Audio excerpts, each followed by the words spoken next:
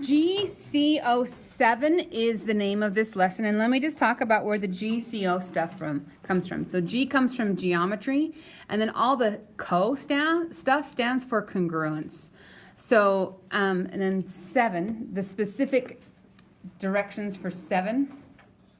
This is the abbreviated version, is you were supposed to show that triangles are congruent. The official thing says, use the definition of congruence in terms of rigid motions to show that two triangles are congruent if and only if the corresponding parts of corresponding pairs and angles are congruent. So that's what that says.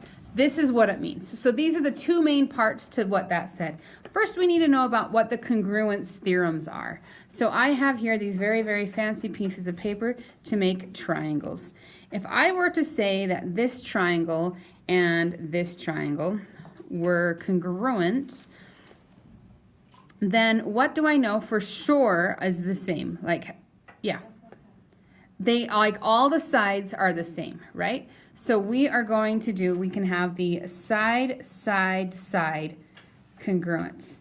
That means all sides are congruent. So if I knew that two triangles are congruent, and I knew what two of the sides were on, like, I know that those are the same, and I knew that this one was 7, then what would this one have to be?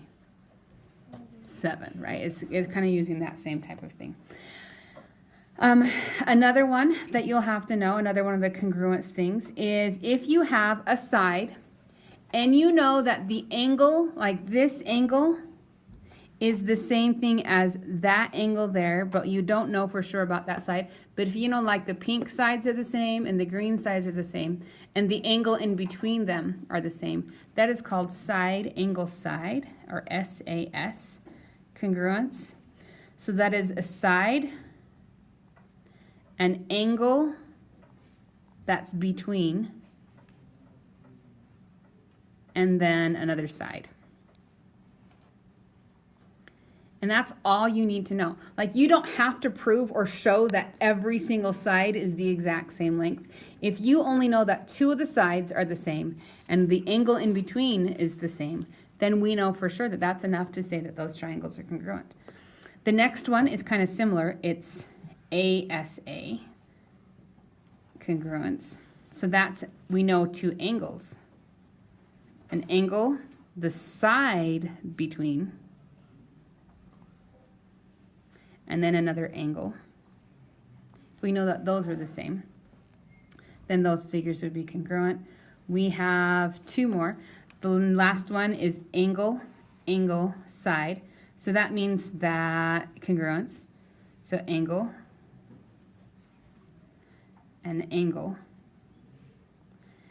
And then the side not between it, between the two. So what do you mean by between?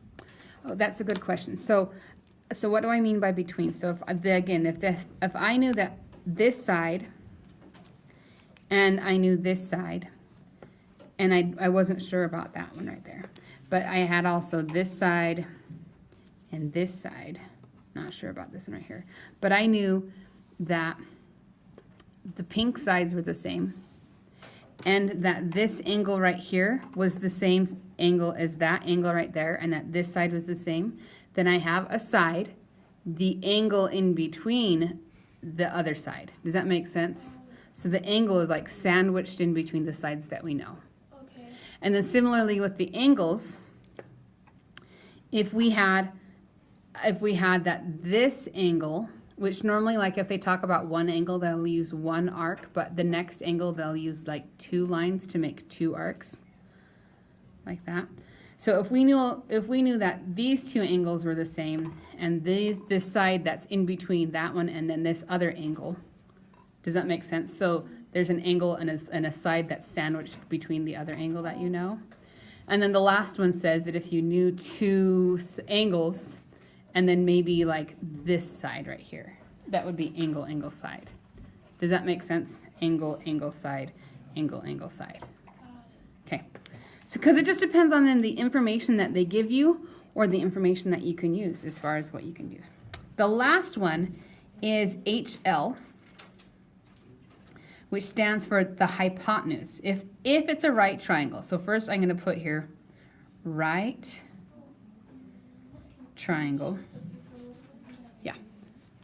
We'd have to have the right, it'd have to be a right triangle, and if we knew that both of the hypotenuse, the hypotenuses, hypotenusae, anyway, if those were the same, and one leg were the same, that's all you would have to say. Yeah. There's also angle, angle. No, angle, angle, angle is only similarity. Because you could keep the same angles, but then just make it bigger, and it would not be congruent, right? Angle, angle, angle is only similarity. It's not congruence. Okay. Did you get this down? Yeah. The next part that has to do with this is CPCTC, which stands for, and it's kind of fun to say, so you should just practice saying it right now. Say CPCTC.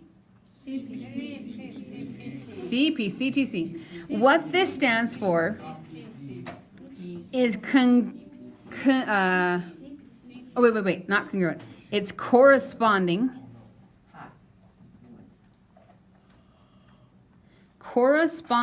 parts of congruent triangles are congruent. Corresponding parts of congruent triangles are congruent. So for example, if I had that triangle ABC was congruent to triangle XYZ, and the order matters, and so I'm going to put right here, order matters.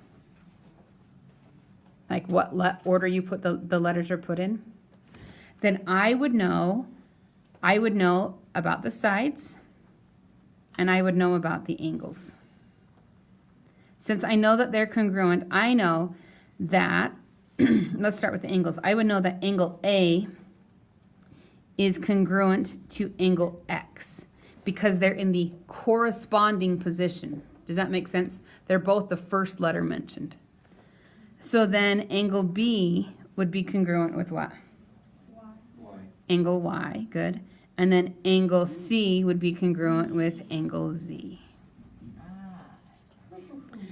And it has to do with the same thing with the sides. So AB would be the same as what? XY, good. So notice the AB are the first two. And then we can say AC is congruent to, it would be XZ. And then the last one you could say BC is congruent to YZ. So sometimes, rather than make you draw a whole bunch of different things, sometimes it just takes a lot of thinking through what this says to be able to like do the problem successfully. So just be careful about how you're thinking about these things and you'll be just fine. So that is the end of GCO7.